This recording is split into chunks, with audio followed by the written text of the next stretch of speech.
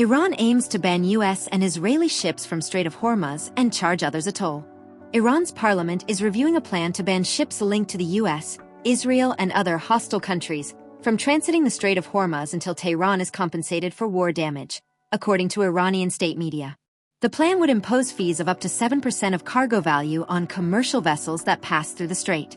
It would also fine ships 20% of cargo if they violate Iran's conditions.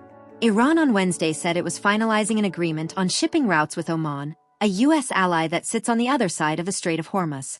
Iranian state media quoted the foreign ministry as saying that ships would enter through the strait's northern corridor near the Iranian coast and exit through the southern corridor near the Omani coast. The Trump administration has disputed Iran's characterization of the agreement. Any temporary routes will be without any impediments, meaning no approvals or permissions and no tolls or charges.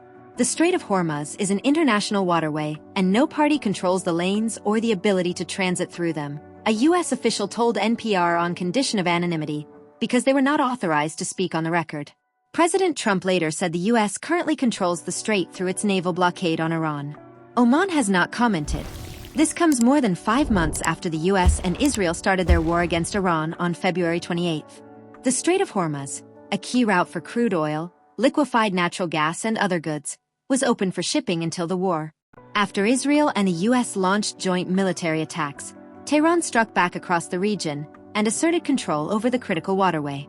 With Iran blocking the strait, the U.S. imposed a naval blockade on Iran in April and again in July, which it continues to enforce.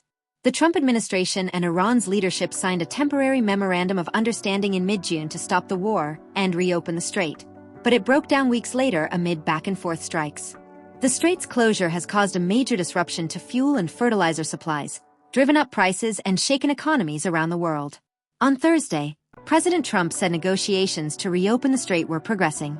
Turkey's foreign minister, who's been assisting in mediations, said on Thursday a temporary agreement between the U.S. and Iran could be announced soon.